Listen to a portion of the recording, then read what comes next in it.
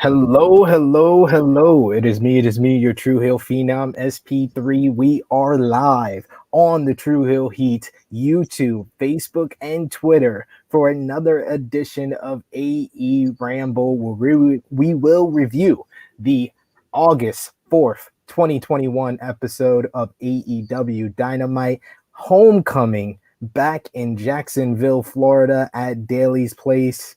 We are not with the hot take king of the True Hill YouTube channel, Marcus Cash, but I am with the man of 4,000 subscribers, your favorite reviewer and reactor to TV and movies, Jimmy Macram.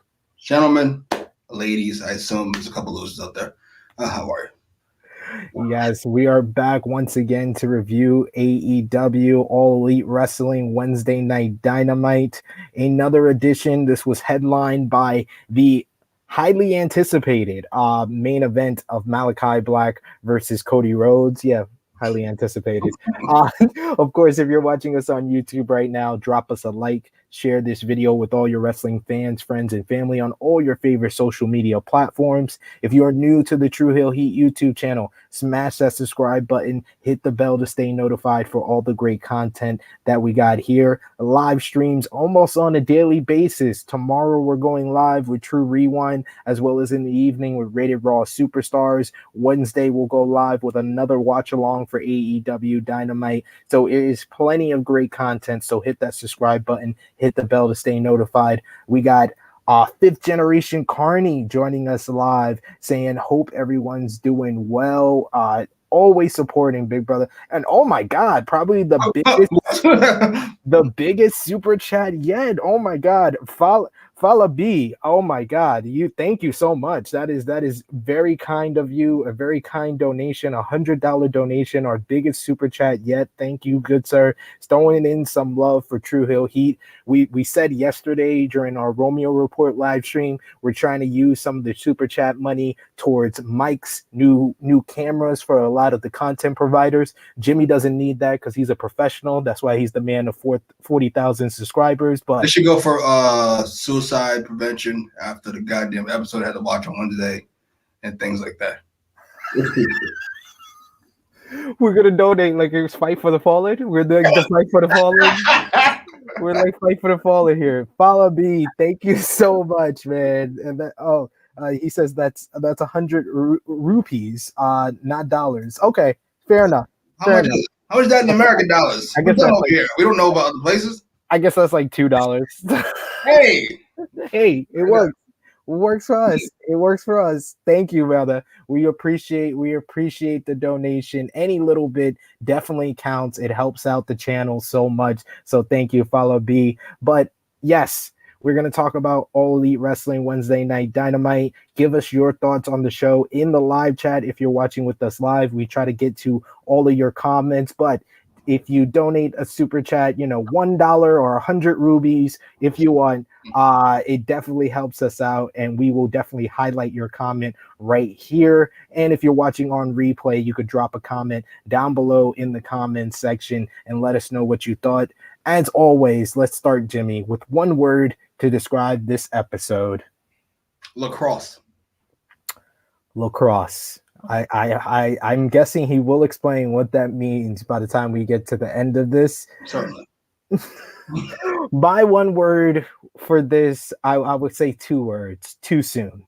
And what I mean by that, too soon to come back to Jacksonville, because in comparison to Miami for Road Rager, for Texas, for Fyter Fest, the 2-week Fyter Fest, or North Carolina last week, this felt like too soon to go back to Jacksonville, even though there was more people here, probably their largest attended event at Daly's Place since Double or Nothing, but it just felt a little too soon to be back in Jacksonville. Thank you for that, producer. But we're going to start off right from the beginning, right from the top of the show, with the third labor of Jericho, as Chris Jericho versed his longtime rival. First time in almost 23 years these two versed on TNT, Juventud Guerrera. It was Hoovy versus Chris Jericho. Chris Jericho started off the night, of course, coming out. Judas, I'm guessing that Jimmy fast forward through that, so we won't even go on that too much. Hoovy coming out with the mask. That was my first deduction of point from my out of 10 rating that I'll give at the end. Shit. Because he's versing the guy that beat him to have his mask removed in WCW. Now, I know you don't have the footage, you don't have the licensing to get the footage from WCW to kind of replay the history between these two men, but it would have been nice for like Jericho to come out with the mask or something like that, and not Hoovy not have the mask or something, so to play off of their little history. But this was a match that started off very, very disjointed, clunky. It wasn't. I felt bad because Jim Ross tried to put it on Hoovy. It wasn't Hoovy. Hoovy was just as fast as he's always been at 46 years old. It was Chris Jericho was not ready for 46-year-old Hoovy to be just as fast as 26-year-old Hoovy. So Jericho was off in the beginning of this, but I felt like towards the middle of this, the match started to really turn around. They started to work well with each other.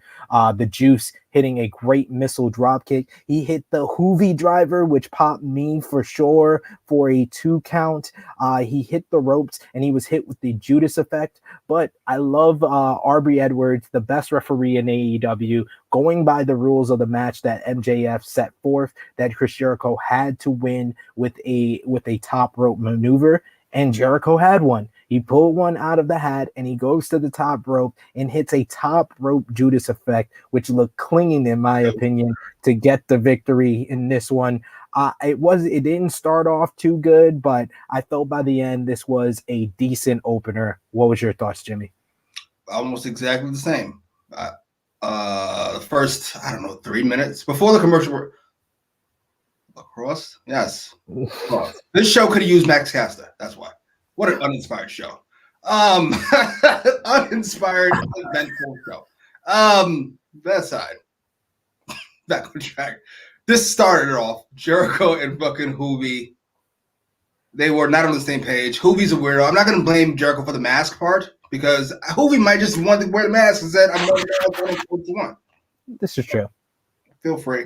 It did pick up towards, first of all, Jericho does not need to be in there with any more 40-plus-year-olds because it just reminds me of how terrible shape he's in. Hoovy looks fine.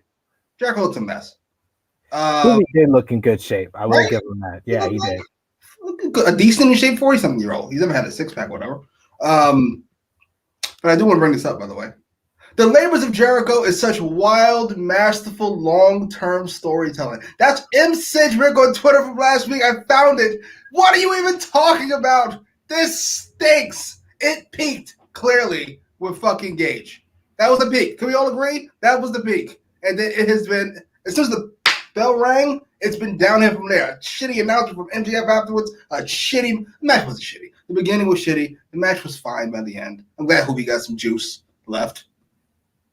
And I'm glad it worked out. But I'm over it. I'm already over it again. Maybe MJF can pull another. Well, MJF on commentary, that was fantastic. MJF always brings it on commentary. Always. It's a great addition. He should be the one on fucking Rampage. With the other 47 different announcers? Yeah. I was like, I don't like any of you. Like, why? Why are we doing this? Please don't. Please don't. After the match, we should also mention MJF got on the microphone, and it was Wardlow who attacked both Hoovy and Chris Jericho. Wardlow hitting a sick F10 on Hoovy, and Hoovy just flying up in the air like a little Marco stunt. And then he hit the I think it's the Weapons of Mass Destruction, this knee off the top rope to Chris Jericho, laying out both men. And MJF announced that Wardlow will be labor number 4 with MJF in his corner. There was a lot of confusion on commentary. I think they took that as MJF being the referee for the match. They should have, by the way. That's the actual fucking stipulation. Yeah, that would have been an actual stipulation. Him in his corner, I'm just like, yeah, that's kind of lackluster. But yeah, and look at Fifth Generation kind of echoing what I'm thinking. The Wardlow announcement was highly underwhelming. So I know you criticize M. Cedric for his opinion of saying it's masterful long-term storytelling. I just feel wild masterful. Don't cheap it. It's wild. It's crazy. Shut up. No, it isn't.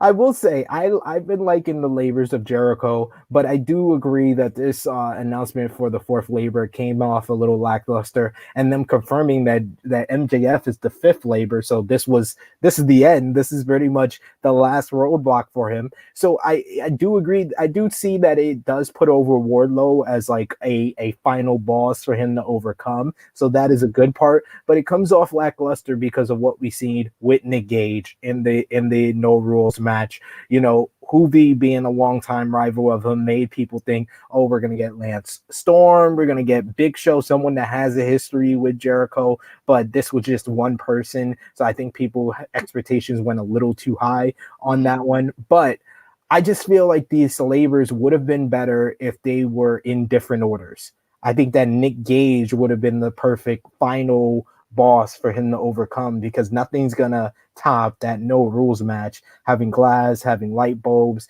and Jericho busted open the way he was. I don't see anything topping that. Maybe Wardlow should have been like right after Shawn Spears, because he's another Pinnacle member, or Hoovy come after Shawn Spears. I just feel like the order was a little bit off. But what do you think the labors needed to avoid this announcement coming off underwhelming? You definitely have to do Gage last. Or maybe even third if two things happen. You peaked last week. You got damn right.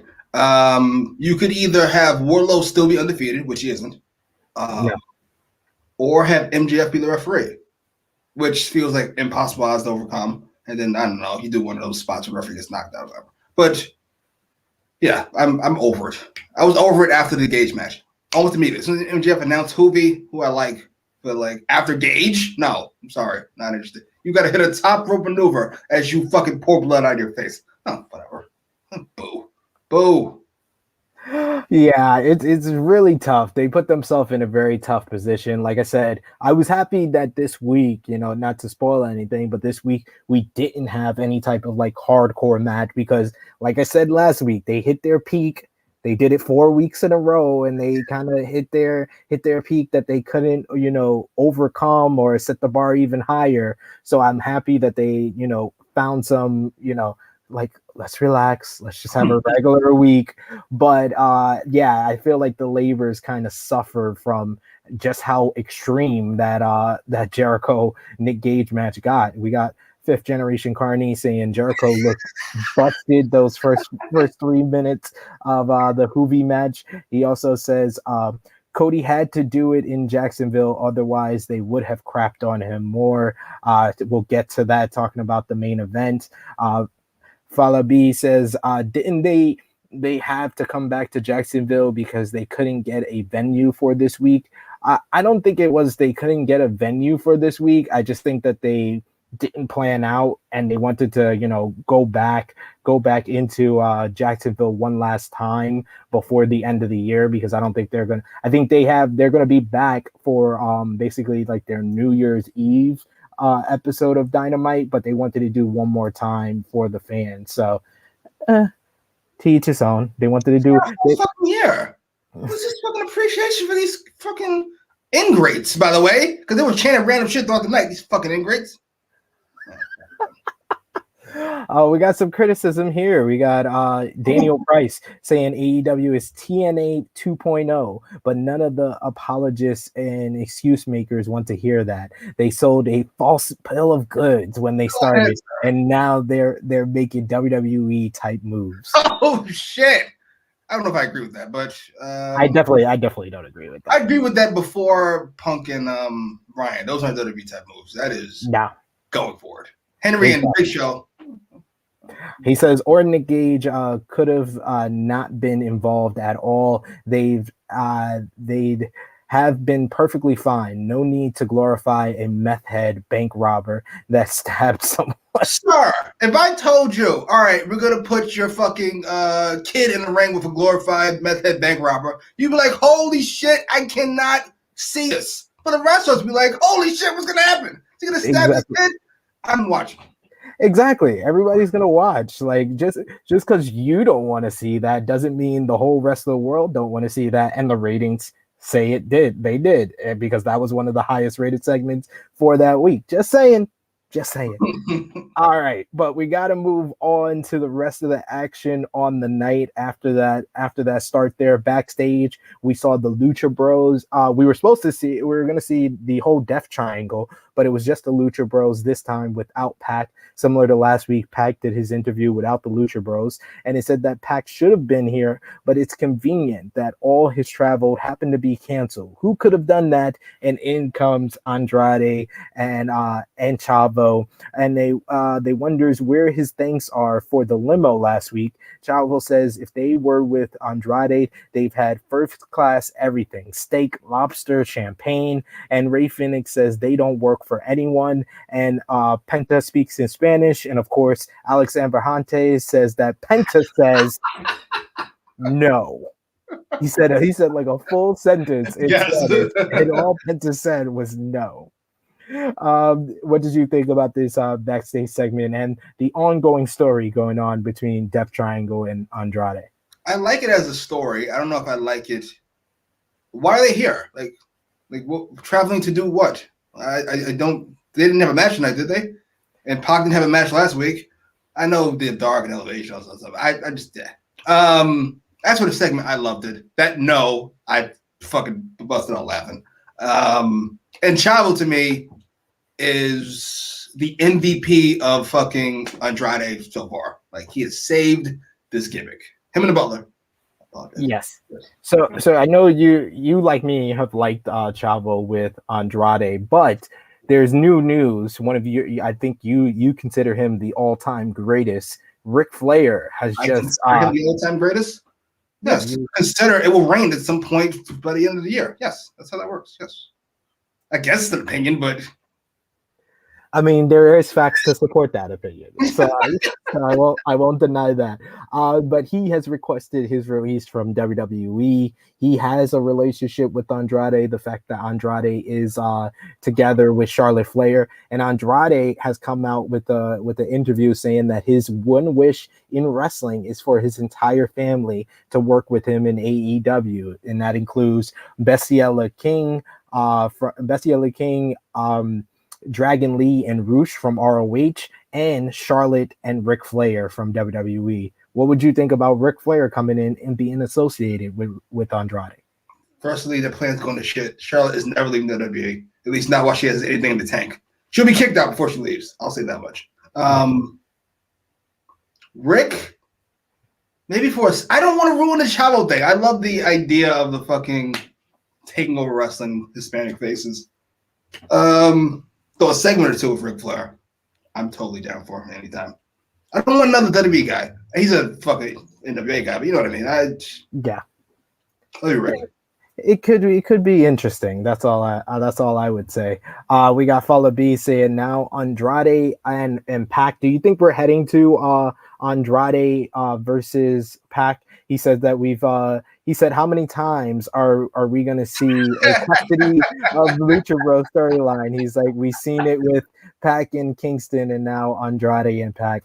I think this one is a little bit different because it plays into their whole Latino background and the fact that Latino background, and Andrade said that he's the new face of the Latinos. So to be the new face, you have to lead other Latinos, in my opinion. So it kind of works in that fact. Whereas the Kingston and Pac was more of, Kingston was brought in as a replacement for Pac, and then Pac came back. Right. Romeo says, I'm not sure about Charlotte never leaving. The things we do for love. If AEW ever overtakes WWE as number promotion, which seems more and more unimpossible, I guess possible by the day, then she'll leave. But until that happens, never. I see that WWE is never going to get out of first place when it comes to making money. That's just what they do, and they're going to keep doing it for a very, very long time. But as far as like fan interest, there is a opening for AEW to kind of get up in that type of buzz, in that interest from the fans. Next up. Next up, Shivani is backstage with Dark Order. Silver calls last week the biggest match of their lives. In comes Hangman Page, who just seems like he's just here to drop something off.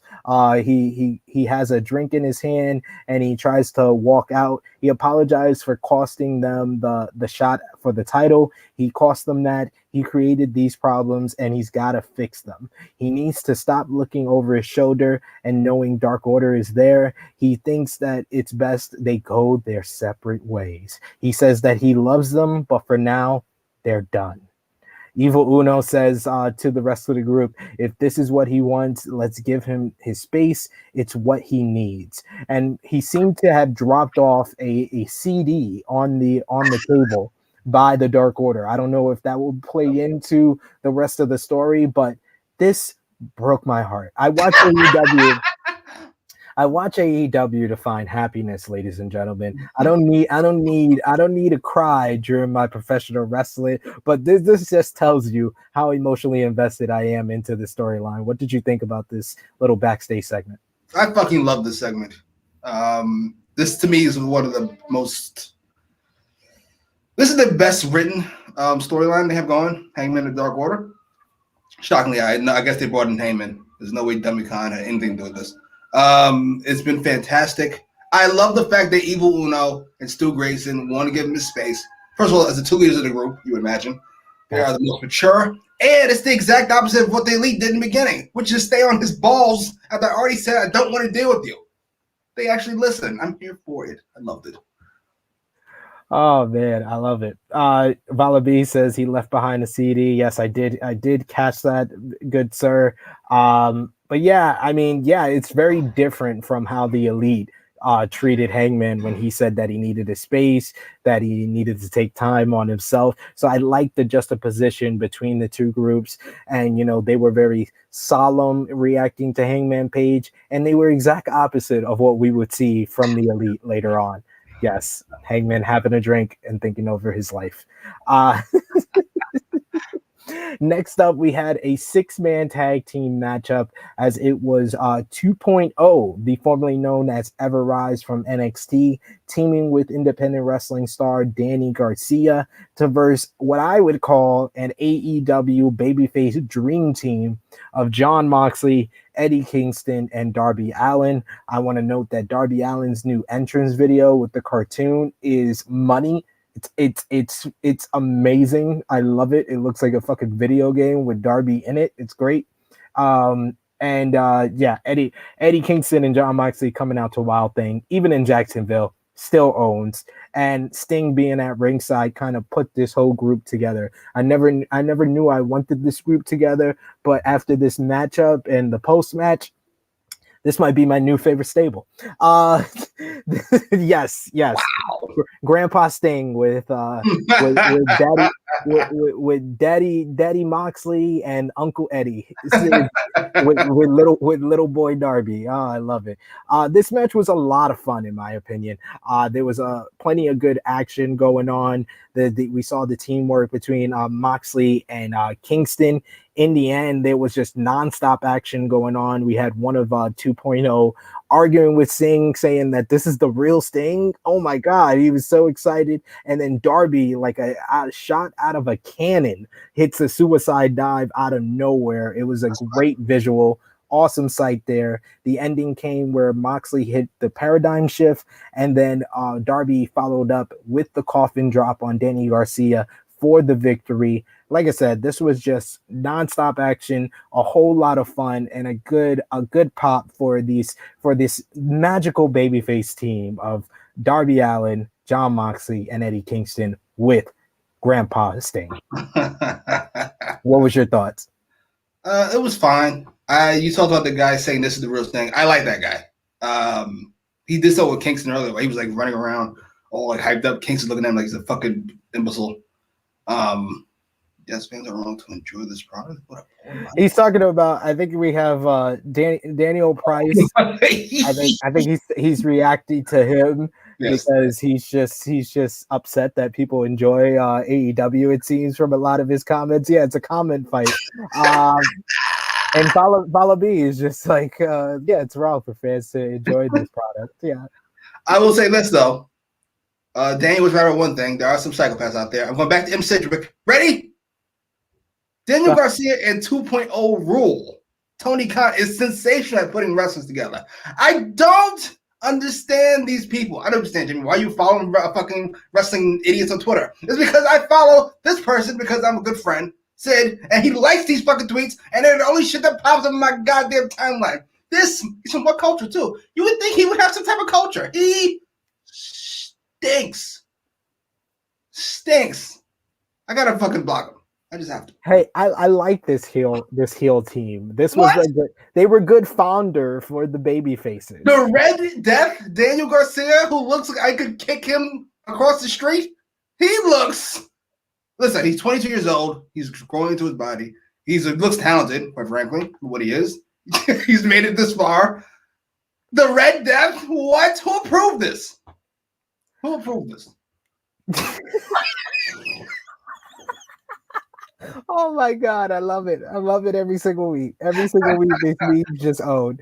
I like the whole team with 2.0. This was the best use of 2.0, better than they were used in NXT. They need to be against, guys that are over where they can just play these comedy heels who get their ass whipped in the end. That's the best world for them.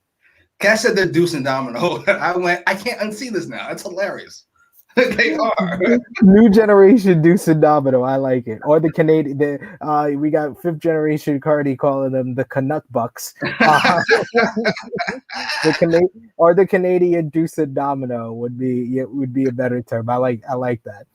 Next up, we had a video package / promo with Ricky Starks, with Hobbs and Taz on either side of him. He tells Cage he will outshine, outwork, and outclass him.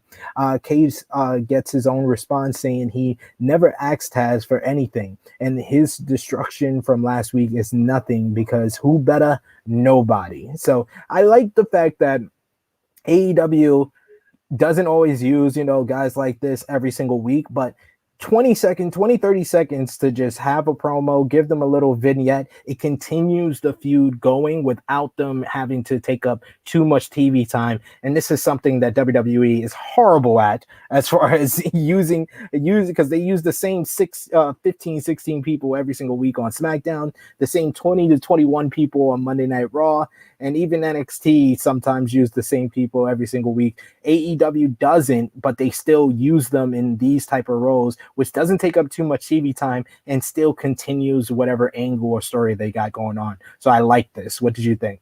I'm always here with Ricky Starks. And I thought this was the best Cage sounded. Obviously edited, so good job. But you can immediately start poking holes in this. I never wanted to be part of Team Taz. Well, then nobody says not a chain to your ass that you can just leave. I don't get it. I'm Team Starks on this, and I fear outside of Jacksonville, those psychopaths, everybody else is gonna be fucking Ricky Starks still, as they were fucking a couple weeks ago. And Daniel Price saying, watch your mouth and don't put words in mine. I'm not upset about anyone liking AEW. I'm annoyed by the marks acting like they're saving wrestling when they have a laundry list of issues to fix. No, that sounds like you are mad that people like AEW. Just letting you know, this is just an observation. This is not putting words in your mouth. You just need to get laid or smoke a blunt. To relax. I don't know. Sir Daniel Price, I don't watch WWE, but I will say this. I have been drunk at a bar. And when you see a 2, you've been dealing with a 2 for so long, when you see a 5, it's a 10. Do with that what you want. Oh man. Follow B saying condolences to Will Hobbs. He lost his mom this week, so that's why he missed Dynamite. Yeah. So yeah, definitely our condolences, everyone, for True Hill. He sends out to Powerhouse Hobbs. And next up, we had a segment backstage with the Elite, and they are spinning a basketball. Carl Anderson spinning a basketball 2,012 times because he was in the G1 Climax Finals in 2012. And then they tell Dark Order if they want a shot at the the Impact Tag Team titles, then they got it next week. This is due to the Dark Order defeating the Good Brothers during the 5-on-5 elimination tag team match. Nick Jackson begs a question to the tag team division and says, is there Is there no one else? Matt has the answer. No, there's nobody left. They have proven that they are collectively the greatest group of world champions, and they'll have to retire their jerseys and bury them with these belts. Omega then talks to Hangman and says no matter how many shots Adam made and how he had them reeling, he just blew it. He always gets nervous when it's down to the game-winning shot, and he's making baskets at the time and then misses the last one to making fun of Hangman Page. He now has no friends, all alone, and the fans don't have a main event. They are cutting down the net of the nearby basketball court and retiring it. And there was plenty of Easter eggs in this little promo segment. Kenny Omega was rocking a Cookie Monster shirt. Cookie Monster's initials, CM. And no, that was actually what CM Punk has said in an interview. One of the many, it's fucking hilarious nonsense. One of the many explanations for the CM. We had the Young Bucks in awesome new attire, but they were wearing Hawaiian shirts, which could be a sign to Bray Wyatt, who was recently released from WWE. Carl Anderson was wearing a shirt that was made for the Bollywood boys, but also associated with Breezango. And of course, you had the good brother Doc Gallows rocking a Ric Flair robe after Ric Flair asked for his release. So many different Easter eggs from the Elite here. What did you think about this segment, Jimmy? I actually really like this segment. I shouldn't say that. I really like the segment all the way through. And then by the time the show was over, I really liked this segment, except the Kenny Omega stuff, because we got more of that later. So that makes any sense. Nick Jackson is the GOAT, by the way. He was hitting jump shots, as he always does. The man don't miss, except when he comes to slam dunks off the top rope. Other than that, you don't miss. Hey, when you're trying to do a spike tombstone, so to be fair, he was multitasking there. We got Fifth Generation talking about Jimmy has that math, talking about the twos in the bar.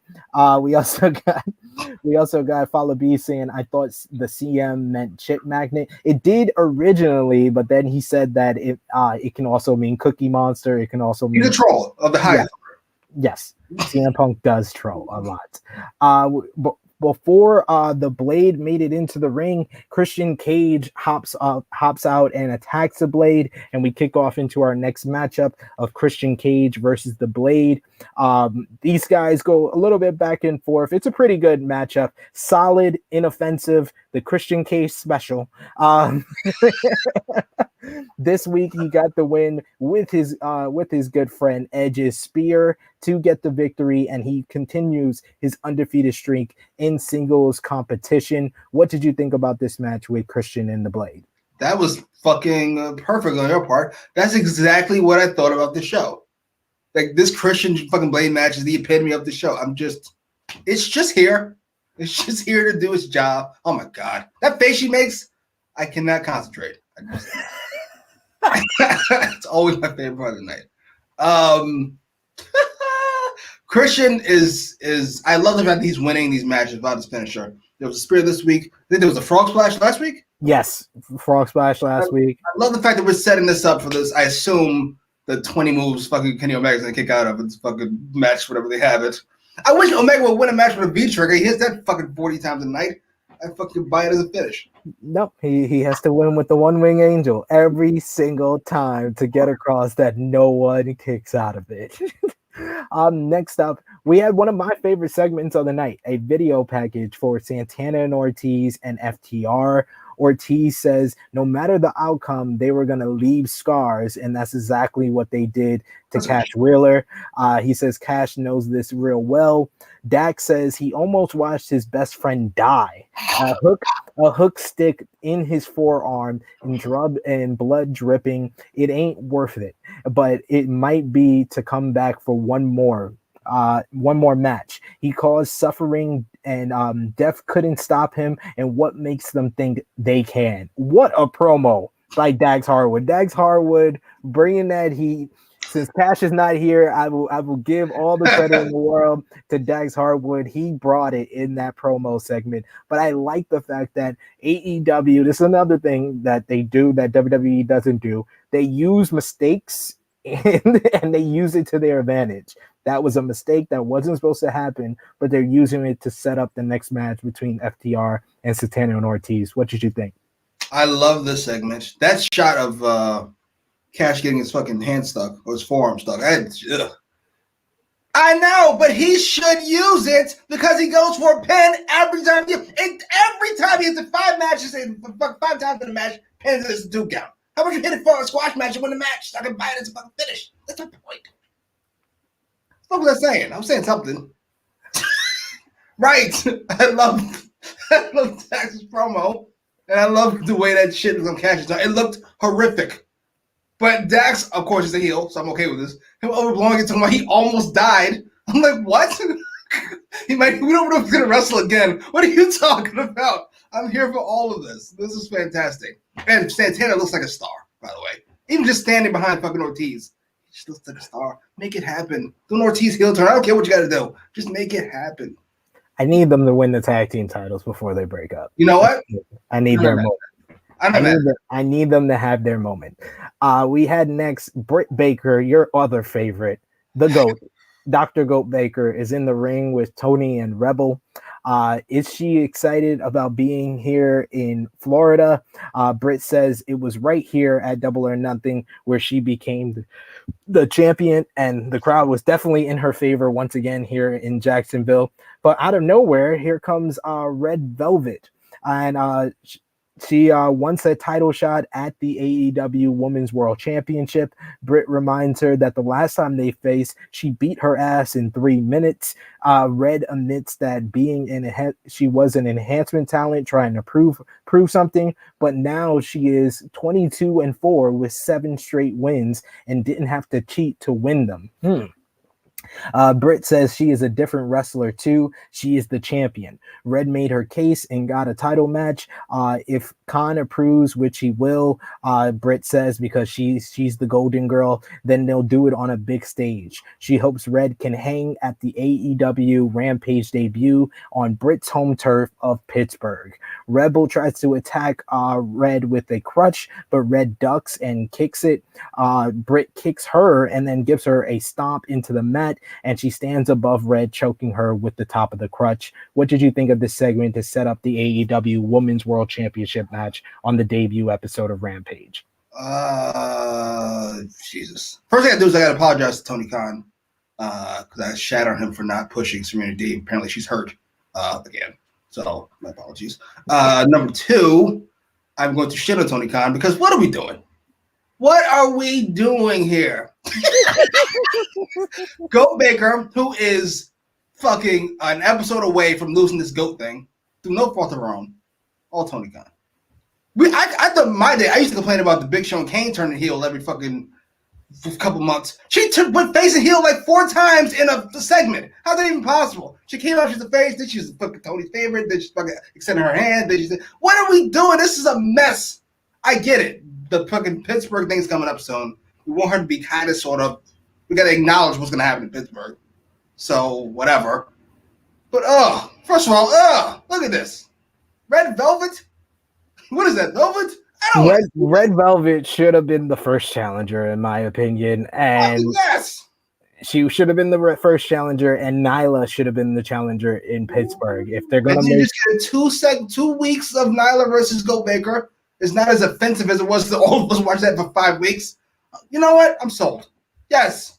Yeah, because Britt's going to always be the babyface in Pittsburgh, so she needed to verse a natural heel. Now you're just asking fans in Pittsburgh to boo Red Velvet, and she's been a very plucky, good underdog babyface for so long. You know, she had the good match with Jay Cargill, had the good performance in the mixed tag match with Shaq, and now you're just asking the fans to boo her in Pittsburgh. Come on.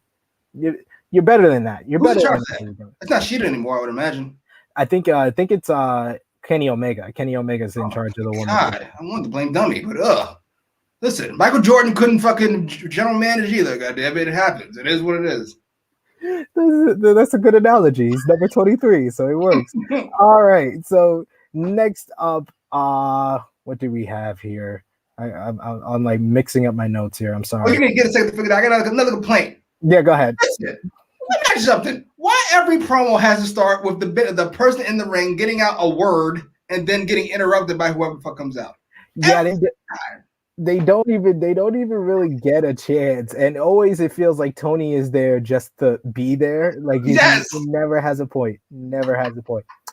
Backstage, though, we have not Tony, but Dasha is talking to Andrade, and he has requested this time, but in comes Chavo saying that he found someone who will work for Andrade. In comes Fuego del Sol. He's not dead, ladies and gentlemen. He's not dead from last week.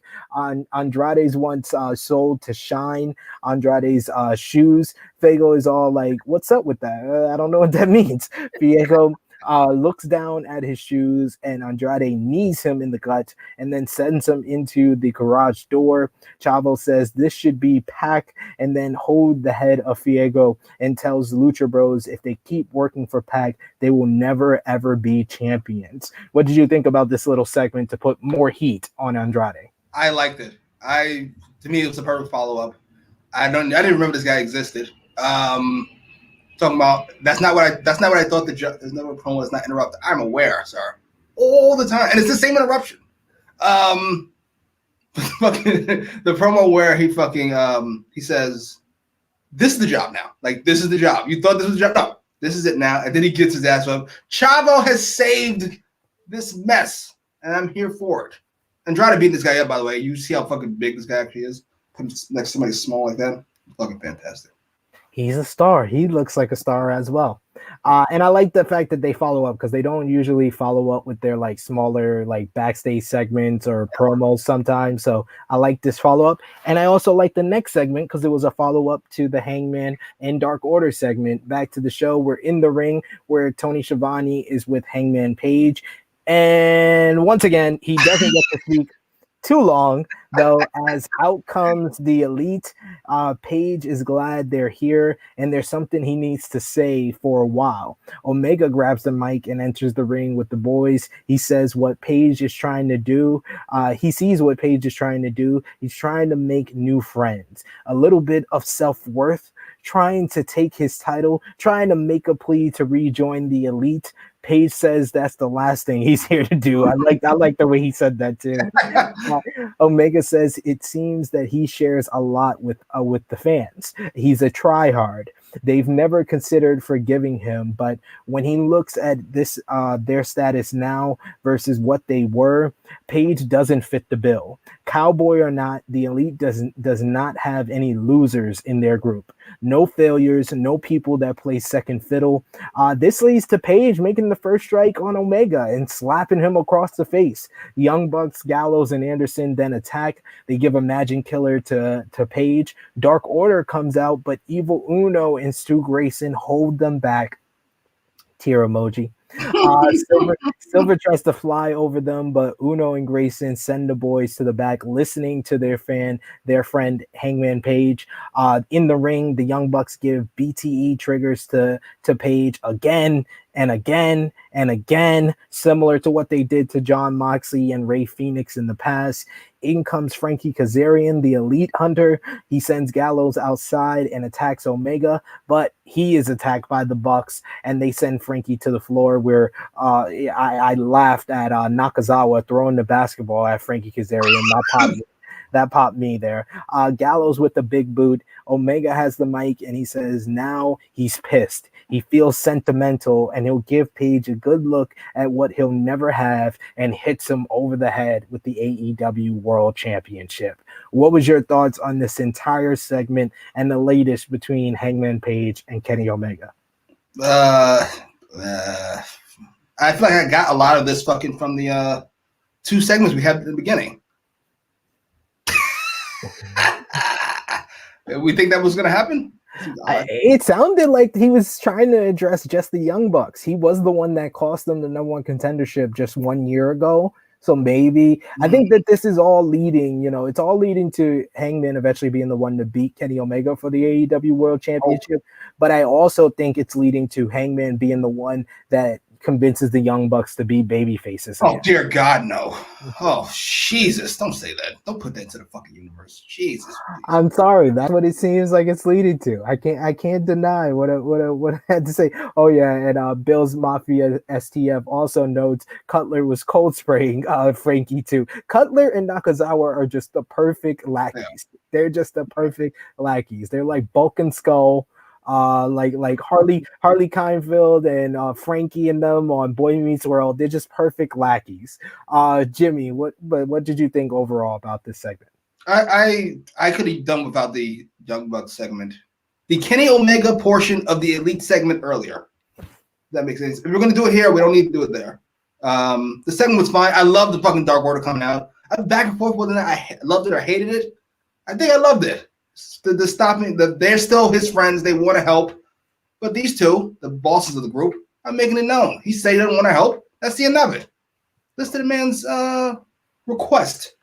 Frankie's there. It just feels like a joke. I'm sorry. I know Elite Hunter. What's the other metal? Something. Heavy Metal Rebel. You're 50. Shut up. I just. I cannot. But the Elite look impressive, as they always do. This heel turn has done wonders for Nick Jackson. And I guess the rest of them, but mostly Nick Jackson. Yes, please, more of this. I'm actually curious about what the fuck Hangman was going to say. If they say he's going to announce it at some point, I will watch this for that. I'm curious.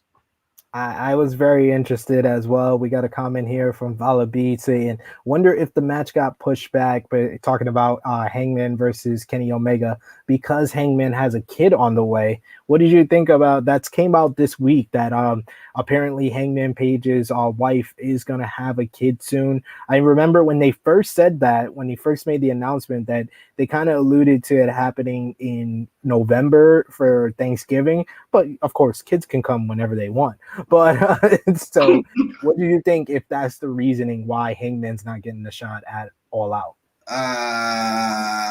It feels like a stretch. I thought the Punk Ryan thing made more sense to me. Not wanting to step on his moment. But if it's for the kid, you want to just make sure if there's you don't have to leave the event. Fair enough. He seems like the type of guy who want to be there. He also seems like the type of guy who doesn't pull out. There's a lot of those going around. Jesus. Always got to make a pull-out reference, huh? Always. I can't help myself. Always. Neither can you. He's just coming in. I'm sorry. Thank you, ladies and gentlemen. My God. Next up, we had Miro defending the TNT Championship against Big Shotty, Lee Johnson. I thought this was going to be a squash. But I was pleasantly surprised to Miro just starting out dominating, playing with his food a little bit. He wanted to finish it quite early. He went for the game over, but Big Shotty rolled out of the ring. We went to commercial break, and when we're back, Miro. Yes, he does. Miro is letting Lee get in some moves, but Miro doesn't care. Lee counters with a DDT, and it looks like Miro's about to no-sell it, and then he just stumbles. That was one of the greatest selling I've seen on AEW Dynamite. Like the way he sold that was just perfect.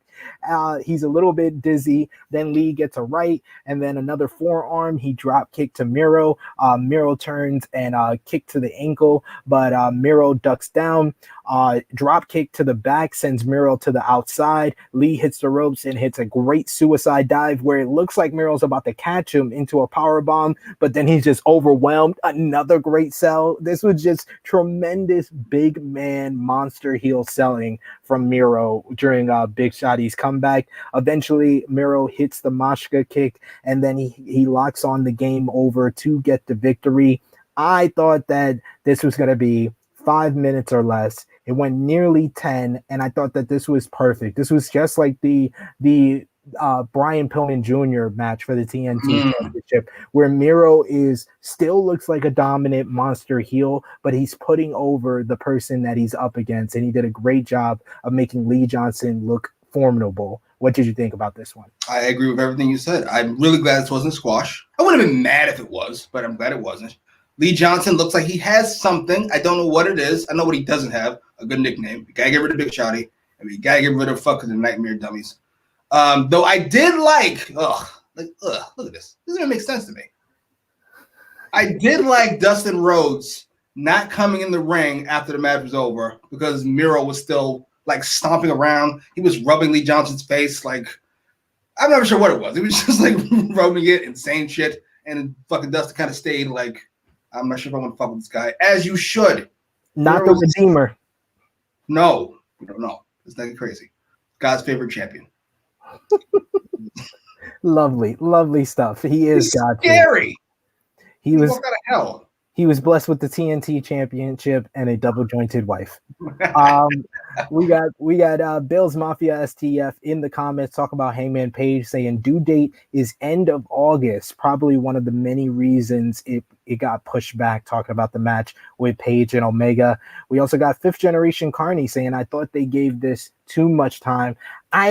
I mean that's a fair complaint, but I thought it was perfect, honestly. Like it wasn't too long. It was under 10 minutes long, and Miro finishing him early, it puts over Miro. It does nothing for Lee Johnson, who doesn't have that much credibility to begin with. So this was a good way to make it even, where you're giving him a little bit something that he can, take further in other matches. He could say he pushed Miro to the limit. We know that wasn't the fact, but he could say that.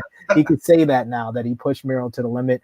Bill's Mafia also says, I am a sucker for how Miro structures his matches, where they have to chip away at him little by little. It's very similar. I know you don't watch New Japan, but it's very similar to Tomohiro Ishii in New Japan, where it's kind of like you're versing the video game final boss, where you gotta kick them like 10 times before they like a little bit of their power goes down, but they're still unstoppable, and you're like on your last limbs, but you gotta keep. Great reference. It's great selling, and I think like that's the perfect way to build up a monster, whether it be babyface or heel.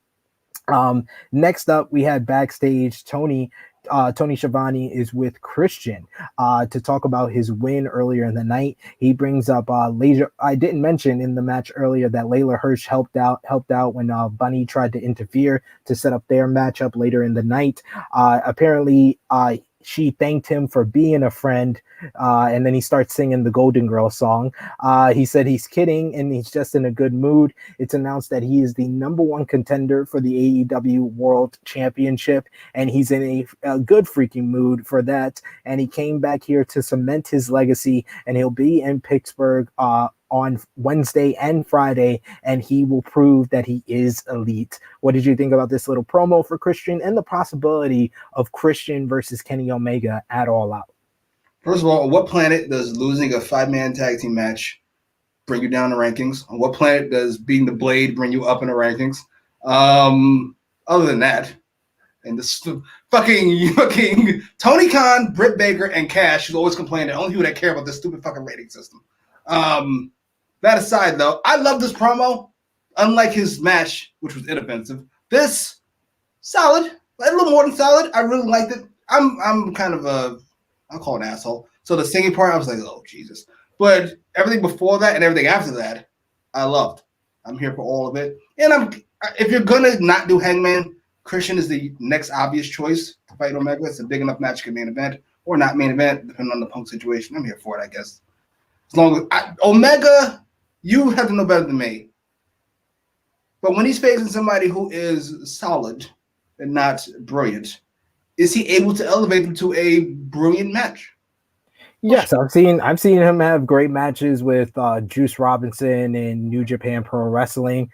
Trent, who is someone who can show that he is great on times. I would say his better matches, whether it be New Japan or AEW, have been against Kenny Omega. So you've seen that yourself. So I think that he can get something great out of Christian. It might not be the match that the Chicago fans are going to be happy with.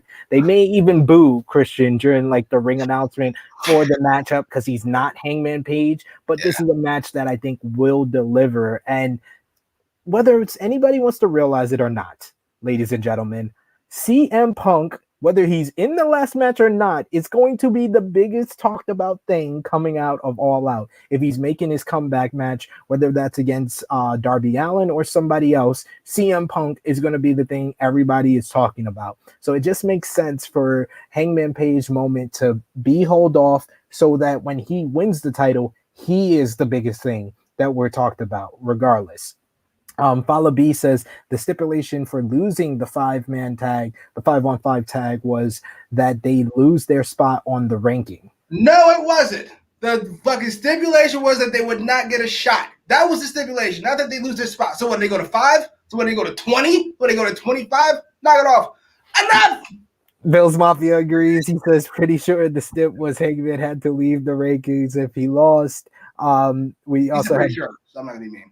We also have Bill's Mafia saying, I think Christian singing the Golden Girls song popped only Austin Creed, talking about Xavier Woods. And I like this one. Vala B likes my Ishii comparison. Says 141 represents Stone Pitbull. Can't wait for Ishii versus Moose next week at New Japan Resurgence. I'm looking forward to that as well. We'll preview that on True Hill Heat 138 next week.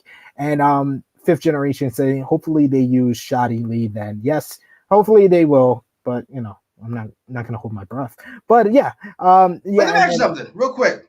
Yeah. Does this not feel like at this point, does not feel like the main event's coming up next? This is a long ass show. I was like, Jesus Christ. This did feel longer. The Dynamite usually has things go fast, and it might be because we had the follow-up segment with Andrade. We had the follow-up segment with Hangman and the Elite, whereas usually Dynamite would have 40,000 different things. They would not have anybody repeat in segments, so it feels a little bit faster. But I'm okay with that. Like I said, I like the follow-up segment. And then Bill's Mafia also makes a good point. Sami Callihan is a prime example of Kenny elevating people. He had a tremendous main event matchup against Sami Callihan at Slammiversary, and that was not a match anybody was really looking forward to because of Sami. So Kenny did elevate that. No offense to Sami. I love Sami, but he just didn't fit as like the guy you thought could beat Kenny for the Impact World title. Next up, we have our semi-main event, not main event, the Bunny versus Layla Hirsch in an NWA Women's World Championship Eliminator matchup. The winner of this match would verse Camille for the NWA Women's World Championship at Empower at the end of August. We had the Bunny coming out with HFO, while Layla Hirsch came down with the Best Friends. During this matchup, Nyla Rose came down to the ring. She was at ringside. She had a confrontation with Chris Statlander. Also in the front row was the NWA Women's World Champion Camille. I thought that this was just a fine matchup. Nothing spectacular. Nothing, out of the ordinary. Nothing like I would say was a great match or a good match. Just fine. This was just fine, and Layla Hirsch got the victory, submitting the Bunny in this one to earn an opportunity at Camille at NWA Empower. Camille got into the ring afterwards, and oh my God, Camille is a fucking giant. Jesus Christ. It's a great visual.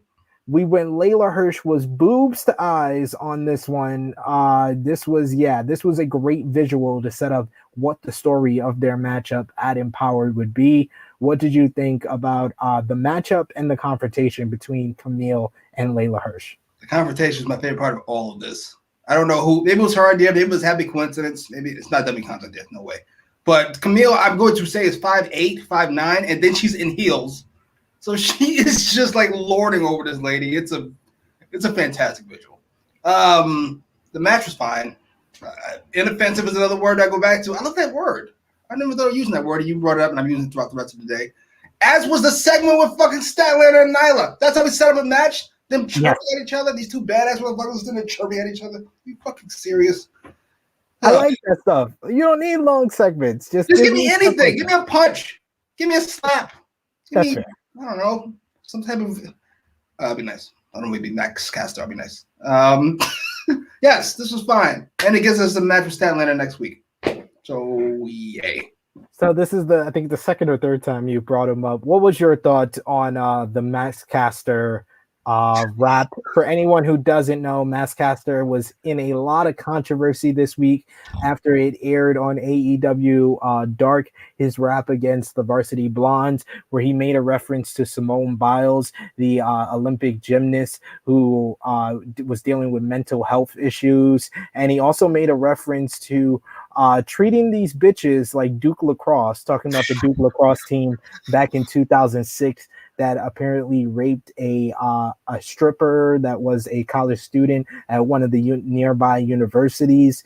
And he also made a reference to, I think, I forgot the line, but he says that they stink like Julia's, and didn't say vagina, but that's what he meant.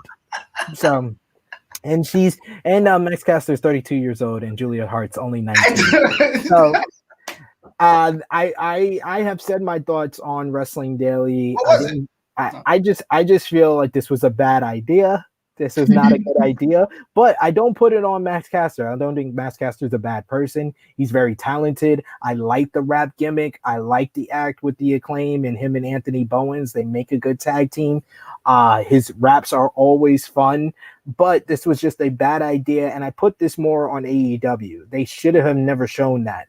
They did it 6 days before it aired on YouTube. So they should have had someone that kind of thought better of it and edited it out. Tony Khan has commented on it on Busted Open Radio, and he has now said that he's going to be doing the editing for AEW Dark and AEW Dark Elevation. He usually doesn't watch the show because he's usually doing promos in the back for Dynamite, but now he's going to be on top of things a little bit more after the controversy with this here. So I like the fact that he did address it, but what was your thoughts on the promo and the reaction, Jimmy?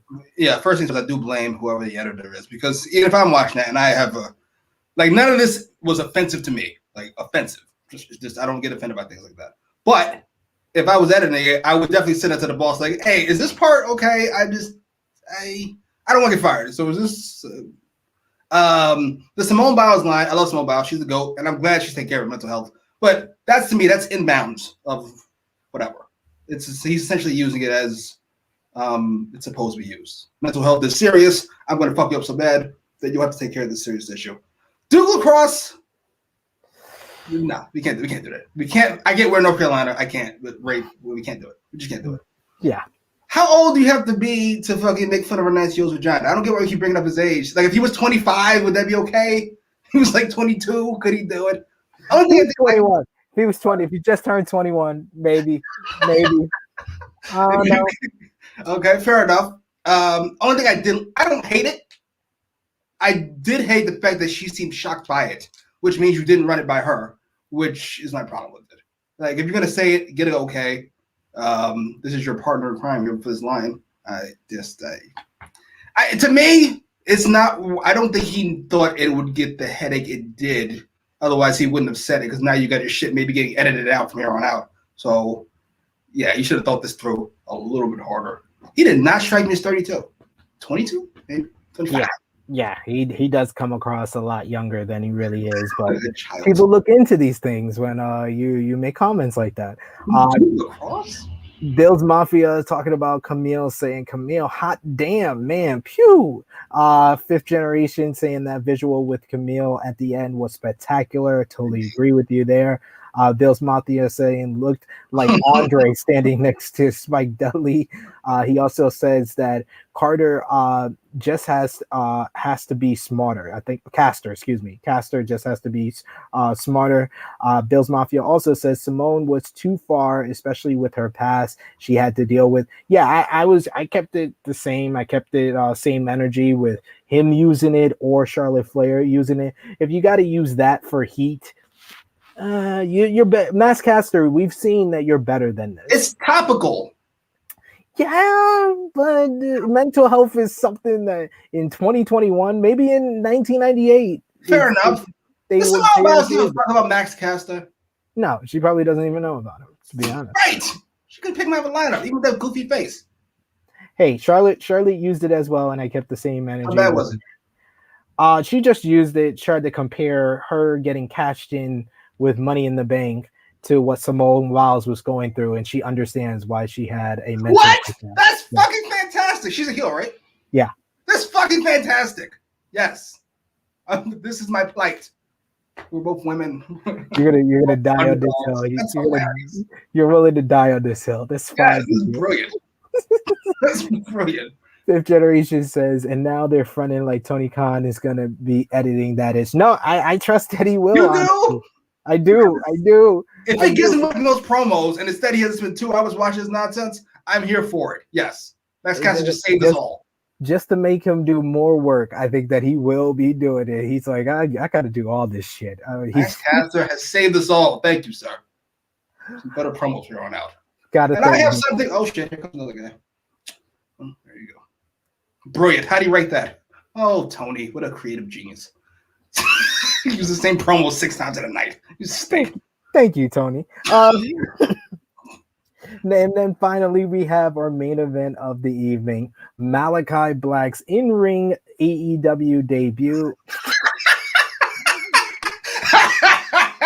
That just looks hilarious. Oh my God, that's great.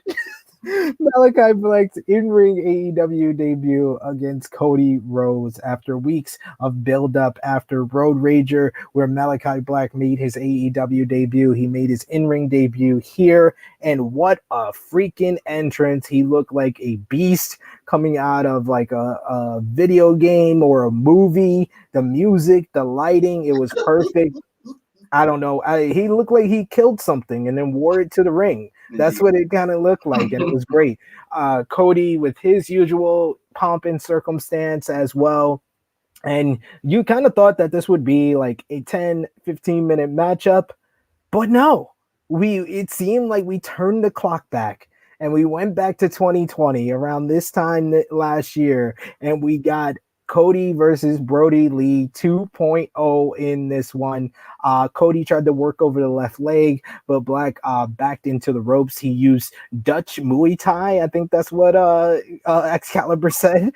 With some kicks, Cody tried to get control. He went for crossroads, but Black kicks his head like nothing. Sick. Cody goes to the top rope, but Black runs up and gives him a pump knee, and Cody flies off the top rope into the ringside table. What a bump there. Cody gets into the ring to break the 10 count at 9, and he runs right into Malachi Black with the black mask, and Malachi doesn't even pin the man, just puts his foot on him. 1, 2, 3, a dominant destruction of Cody Rhodes. What a debut for Malachi Black. He looked like an absolute monster in this one. Cody gets a lot of flack on this channel. I would say. We call him the social justice warrior. We call him the savior of racism, and that's due to his promos here.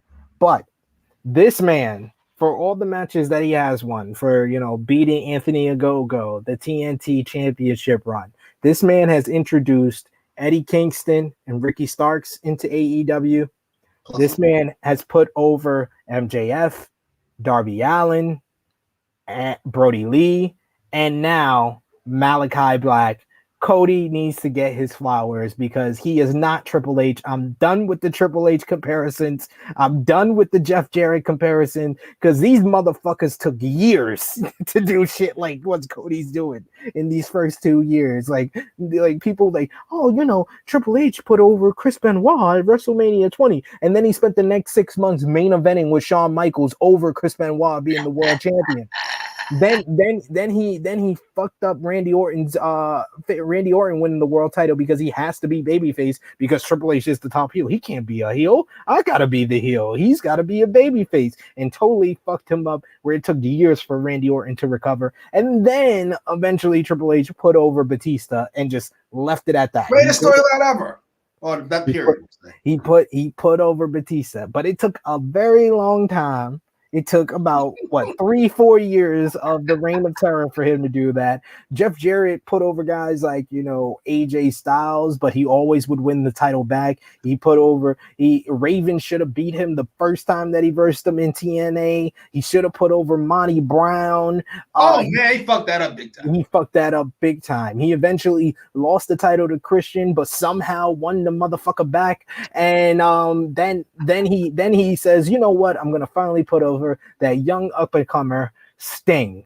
And then he eventually got away from the world title scene from there. But Cody Rhodes is totally different from both of those men. What did you think about this match and the dominance that Malachi Black showed? That spot where he kicks him through the table should have been way cooler than it was. But I'm not going to blame Cody for that. You got to do what you got to do to get through this fucking table without killing yourself. The replay they showed of it, why are we using the same angle? Why were we showing him fucking springboarding through the table? Still a different angle. That shit was a fantastic spot. You know how much I loved Lesnar destroying Cena. I'm going to say sometime 14? Yeah, 2014. 14? This was my favorite match. God knows how long. And I loved Brody destroying Cody. This was right up there for me, mainly because Malachi Black was so unimpressed with himself. It just was what it was. I told you all what Cody was, and I'm going to prove it. And here it is. And now we're done. If the show ended here, this saved the show for me. It didn't. No. But if it ended here, this saved the show for me. That's why I wanted to separate the two segments here. We do have a couple of comments here on some of the stuff we've already mentioned. Fifth Generation Cardi saying, I'm pretty sure Duke Lacrosse hasn't changed much in the last 15 years. Bill's Mafia saying the problem with it wasn't just mental health jabs. It was because of Simone's with that abuse in her childhood that made it too far. That is fair. He says, but I hear you. Fifth Generation laughing at some of our jokes and analogies in this one. Bill's Mafia saying music and presentation was awesome. And he also says Jarrett made himself a 10-time champion. It was hilarious. Yes, he bought the company and just started burying everybody because that's what Double J does. JEFF JARRETT. That's what he does. But yes, we had to separate the match and then the post match. After match, Cody is still out. Malachi Black walks up the ramp, not through the title, but he stands there proud of his work. I like the little grin that he shot as well. Tony Schiavone gets in the ring and does his best impersonation of Joe Rogan after someone gets knocked out in the UFC. He wants a word with Cody. He tells Cody to see if he can get on his feet. They put a crutch in the ring to help him get up. He goes over the leg work and the kick to the head. He asks Cody if he's okay. Cody says legacy is a funny thing. He was a referee at 15 years old, and all he wanted to do was win the title they took away from his dad in the garden. That was the goal then. Time flies. Goals change. He's had so much fun.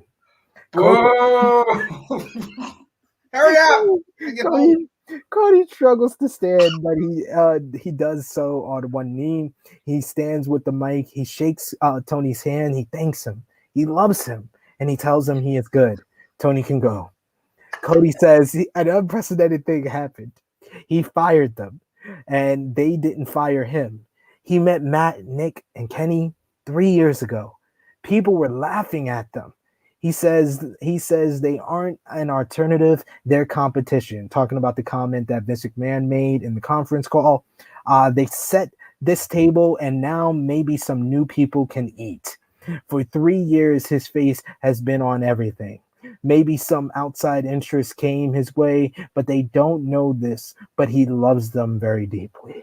He says this may be Daly's place, but this to him is the AEW amphitheater. There is no better place than here, and no better time than now. Which John I can't. Jesus. He'd say he thanks them so much, and he loves us so much. We have made his life special. Cody removes his boot. It looks like he's about to retire. The crowd chants, "No!" Don't do it in Jacksonville, goddammit. And then Malachi Black comes in with the crutch and he smacks Cody across the back. He grabs the boot of Cody and he smiles as JR sends us home. The Cody speech I thought was a great promo. Don't get me wrong. Don't get me wrong. A little melodramatic, but that's what Cody is. That's what Cody is. That's what Cody is. We have grown to accept that Cody is a little melodramatic, a little emotional, just a bit, a little bit of an actor, just a bit. Yes. But I thought it was a great babyface promo. But I absolutely loved Malachi Black coming in the ring and hitting him across the back with the crush to say, "This is my moment. You're not going to steal my moment and retire. You're not going to do that. I'm going to stop you from retiring. I'm going to take back my moment that you tried to steal away from me." What did you think? Yes, Cody definitely saw that fucking interview and he decided to build a whole angle around it. You a gambler? I'm a gambler. You a gambler? Yeah, a little bit. For those of you who don't gamble, if Sid, who would put $100 on the Lakers to beat the Nets in some game, right? The Lakers win. He wins $200. His 100 and 100 more. Yes. Now at halftime, if the Lakers are up by 20, they'll say, "Hey Sid, you can cash out right now for $140. You can just take 140, or you can let it ride." To me, after the boot and the pin, it's time to cash out. We're done. Let's not risk anything else. We won. We're up 40. Let's get the fuck out. The promo. Listen, you've accepted he's melodramatic. I have not. Oh my God.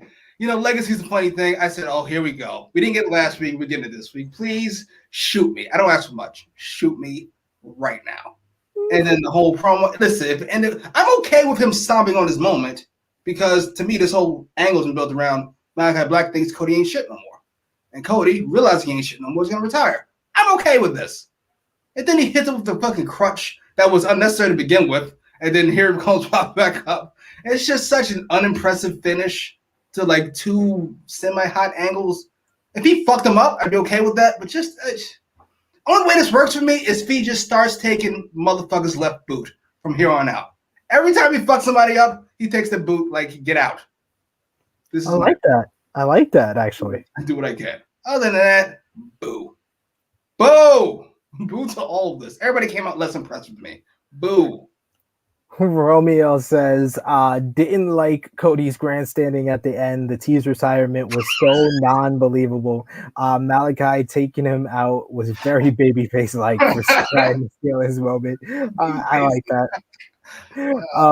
We got Fifth Generation said that baby crush was hilarious. EBB saying Cody wishes he was Dustin's age. Dustin wishes he was Cody's. This promo would have worked if he was 50. Oh my God! Yes. That is a good analogy. That's a great take right there. Beat Boop joining us live. Thanks for joining us. Saying Cody gonna beat that Funk retirement record. And he'll be back in like 2 months, ladies and gentlemen. All right, but that brings us to the end of this episode of AEW Dynamite Homecoming 2021. Next week on AEW Dynamite, they're going to be live in Pittsburgh, PA. The Impact World Tag Team Championships will be on the line. The Good Brothers, Machine Gun Carl Anderson and Doc Gallows, will verse the Dark Order of Evil Uno and Stu Grayson for the Impact Tag Team Championships. That was fun. You also got Nyla Rose will go one-on-one with Chris Statlander based on that riveting way they set up the feud during the Bunny and Layla Hirsch segment. So what? Hey, you got some matches booked. I do. You know, that's always a thing that I always give AEW credit for. They at least let us know some of the matches for next week. Yes. Sometimes I go in blind to other TV shows. I don't know what's going on unless it's been taped like a month ago. I don't know what's going on. So I do like that. But yes, next week, Pittsburgh, they're for Dynamite. They're also going to be there for the debut of Rampage on Friday. We're going to do a new series, Friday Night Warriors, reviewing SmackDown and Rampage starting next week. But this is my final week with Jimmy because next week's not a special show. It's been real. It's been a nice run. I think we did. Not be here either, goddamn, after that Cody shit. Jesus Christ! Jesus Christ! I can't wait to see the Rave next week. I guarantee you it ain't a million. I guarantee. Hey, they did hit a million this week. 1.102 million. Their fourth straight week with a million viewers. So you saying they don't hit a million? Guarantee. I put money on that. They don't hit a million. They don't hit a million. They do not hit a million next week. Matter of fact, it might not come close. It was 1.02 this week. I paid you the last time that didn't happen. Yeah. So you. I don't want you to pay me again. I'd stay away from this one if I was you. I guarantee it ain't happening. Not after the show. Boo. That's a shocking one. We got a question for Jimmy here. EB B asks Jimmy, what's been your favorite match these past couple of years or matches? A couple years, a couple's two. So there's only be AEW matches. Go Baker versus Thunder Rosa. Be my favorite match. It didn't really happen. And that tag team match, Young Bucks versus Hangman and Omega. Yes. Yeah. I would say AEW history, that would probably be in my top three to top five, those two matches for sure. We also got EBB saying, when's the last time Jimmy liked a wrestling show? What was the Nick Gage show? That was last week. Yeah, that was last week. Last week. The first hour and 7 minutes was fantastic. The only week everybody liked that you didn't like was the Fyter Fest night one with the coffin match. What else was on that show? That was the segment that set up the 5-on-5. That was also what was also on that show?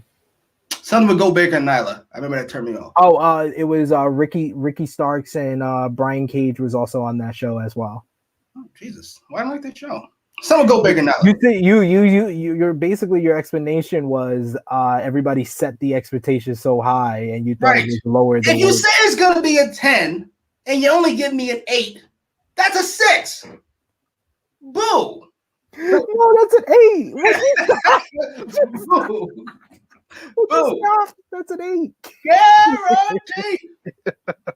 we need to redo that meme and have Jimmy's head on it for the next time we do AEWramble. But yeah, I'll probably be joining you again for either maybe All Out, or I'll probably do maybe the Dynamite before All Out. I'll preview with you. Maybe we'll do AEWramble live, but you'll be back with Marcus Cash next week for AE recap. But let's finish up this episode here. What did you give the show out of 10, Jimmy? 5. And that's not because I went in expecting a 5, and they gave me a 5, so it was a 5. After the Malakai Black finish, I gave it a 6.5. Then Cody went on and on. All right, back to a 5. Boom. With the Malakai finish, like I said, I deducted some points here and there. I would go with a 7 out of 10.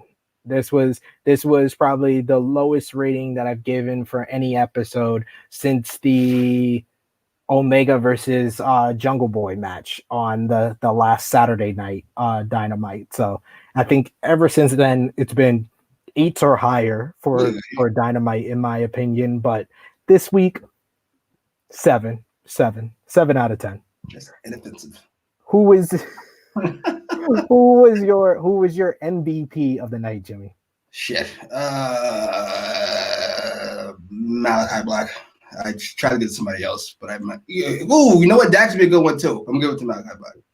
I shook my head because I don't think it's even close. It's definitely Malachi Black. Malachi Black deserves to be the MVP of this one.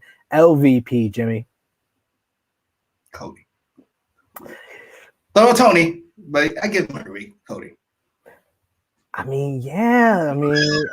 gotta kind of give it to Cody. He could have just left well enough alone, just walked off. He could have just removed his boot without the promo, no promo. Just remove your boot, and then Malachi comes in and hits you with the crutch. I think this would have been perfect. But yeah. With that, it's just save for next week. God damn it, he ain't doing much next week. But he'll get booed in Pittsburgh if he pull that shit. Hey man, get the fuck out of the ring. What was your match of the night?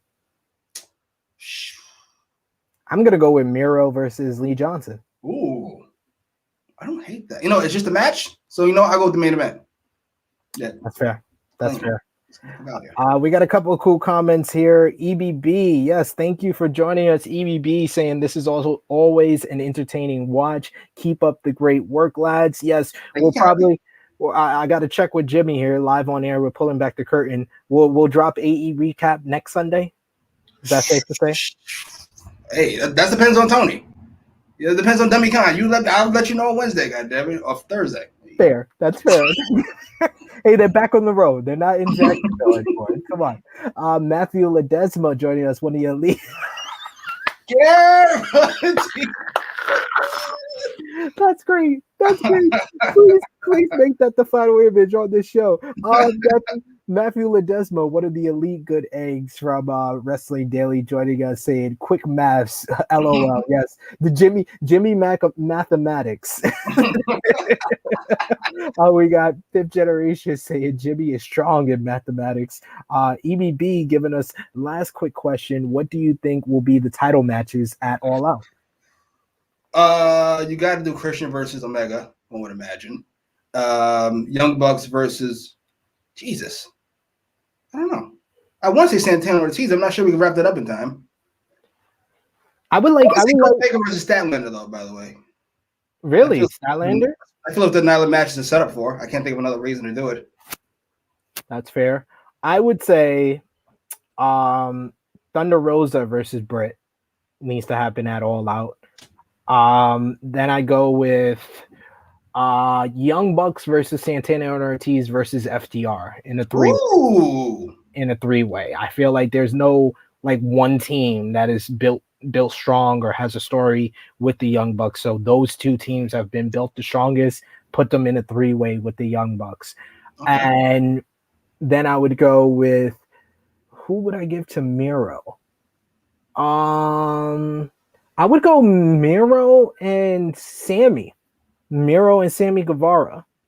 And then I would go Omega versus Christian if it's not Hangman. Then Miro versus Sammy. Yeah. Because they've been building Sammy underneath. He's been in the peripheral. Okay. So I think it's either going to be Sammy or maybe even Orange Cassidy, which plays in long-term storytelling to, you like that long-term storytelling to the to the arcade anarchy that Miro took his first and only lost in AEW. So I think that would be interesting. That would be perfect. Kip Sabian. Perfect for that match. If he's a babyface, yeah, I wouldn't mind that. I wouldn't mind that at all. Matthew Ledesma saying Jimmy doing Steiner math with this show with his show ratings. Fifth generation says they still had 7 minutes of airtime. No, Jesus fucking Christ. That is the shortest Cody promo of all time. 7 minutes. Absolutely. Matthew Ledesma said, I would like Brit versus Statlander as well, or Tay Conti. Yeah, Tay Conti's not a bad shot. Yeah, she's been off Dynamite for the last couple of weeks, so she would need some wins to kind of come back and get a victory to get a shot at All Out. I think she would need that. We had a Jade promo, by the way. Oh yeah, I missed that. Jade Cargill had a promo talking about she hasn't wrestled in a while, and that she's going to be on Dark Elevation this week. I like just keep making us aware that Jade's still here with these little promos. Somebody else dummy dropped the ball on, but you know what? We're not getting into that. She was hurt as well. She was hurt. Yes, Jesus. All right, God damn it! That's 2 passes. He gets a D pass and a Jade Cargill pass. Jesus Christ, you're ready. Well, to be fair, they're my number 3 and 4. I've got Goat. And then I've got Tay Conti, and then them 2. That's fair. And Fifth Generation said the memes are killing it. Yes. Thank you to our producer backstage, Romeo in the producer chair with the memes. Fucking Max Caster. Great stuff. Jimmy, tell the people where they can find you on social media and YouTube. YouTube, social media in general, at Jimmy Macram. You can talk wrestling. I probably won't, because when I'm not on camera, it's just difficult. I don't have the energy for it, unless dummy Twitter guy tells me something's masterful. Otherwise, I'm not interested. I love it. I love it every single time. You can find me on the Twitter machine at True Heel SP3. I will be right back here on the True Heel Heat YouTube channel. We're going live early tomorrow, 8 a.m. Eastern Time, Jesus. 1 p.m. BST with True Rewind episode 50, where we were going to review In Your House, Good Friends, Better Enemies, our 50th episode of True Rewind with myself, Romeo Anthony Colon, and drunk guy JJ. We found him doing coke in 1995, and we brought him back with us to 1996. So do your homework and join us live tomorrow, 8 a.m. Eastern Time, 1 p.m. BST for True Rewind number 50. Of course, later that night, Romeo and Drunk Guy will go live with Rated Raw Superstars reviewing Monday Night Raw. You will see me back here on the True Heel Heat YouTube channel on Saturday, True Heel Heat 138, where we're going to have the first ever True Heel Heat versus the Distraction podcast in a fantasy wrestling draft. It's going to be me and top guy JJ. Can we coexist versus the Distraction duo of Joseph Holbert and Jeremy Lambert, and Chrissy Love and you guys in the live chat will be the judges of who has the better roster during our draft. So come join us live on Saturday morning, True Heel Heat 138. And of course, you can see me on the Wrestling Daily YouTube channel tomorrow, 8 p.m. BST, 3 p.m. Eastern Time with Sat E. Yankee for Wrestling Daily, where we're going to be talking about the releases and the new direction for NXT. Oh boy, poor Triple H. Poor bastard. Follow Jimmy on social media. Follow me. Join us. Hit the thumbs up on YouTube right now. Hit the thumbs up on Twitter. Give us a laugh, a heart emoji on Facebook. If you're watching on Rewind, leave your comments down below. Let us know what you thought about AEW Dynamite Homecoming 2021. Hit the subscribe button if you're new to the YouTube channel. Hit the bell to stay notified for all the great content that we got right here on True Heel Heat. Thank you, everyone, for joining us live. Thank you, Jimmy. Thank you, Romeo, in the producer's chair. It is me, your True Heel Phenom SP3. This has been AEWramble. And remember, ladies and gentlemen, Jimmy guarantees not AEW won't get 1 million. So bombard him on social media if they do next week. We'll see you on AE Recap next week, Sunday. Signing off until next time.